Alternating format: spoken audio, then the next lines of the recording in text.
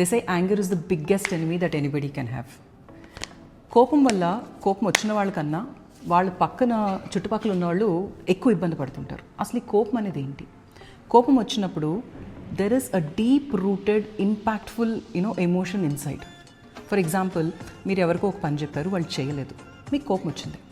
వాళ్ళు పని చేయలేదు కాబట్టి కోపం వచ్చిందని అనిపిస్తుంది, కానీ the actual meaning of your emotion, deep rooted emotion there is, వీళ్ళు నేను చెప్పింది చేయలేదంటే నేను ఇంపార్టెంట్ కాదా, ఐమ్ ఐ ఇన్సఫిషియంట్, ఆర్ వాళ్ళకి నా మీద విలువ లేదా, I'm not important to them అనే ఫీలింగ్స్ వల్ల దాన్ని మాస్క్ చేసుకునే ధోరణిలో ఒక కోపం అనే కవచం లాంటిది వేసుకుని మనం we do that because we are hurt.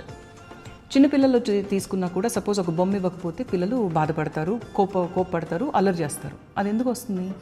Because ఆ బొమ్మ నాకు ఇవ్వట్లేదు అంటే నా మీద ప్రేమ లేదు, నేను ఇంపార్టెంట్ కాదు, నేనంటే వాళ్ళకి ఇష్టం లేదు. ఇలాంటి ఒక ఇన్సఫిషియన్సీ ఫీలింగ్ వల్ల దాన్ని ఎలా వ్యక్తపరచాలో తెలియక ఒక కోపం, ఒక అల్లరి, ఒక టాంట్రమ్ అనేది వస్తుంటుంది. So when ever somebody is angry, just take a pause and just think for your self. నేను ఎందుకు కోపంగా ఉన్నాను, what is it that is actually hurting me అనేది చూసినప్పుడు మాత్రమే ది యాక్చువల్ రీజన్ ఆఫ్ కోపం అనేది మనకు అర్థమవుతుంది. ఇంకొకసారి కోప్పడాలా లేదా అనేది మన చేతుల్లోనే ఉంటుంది.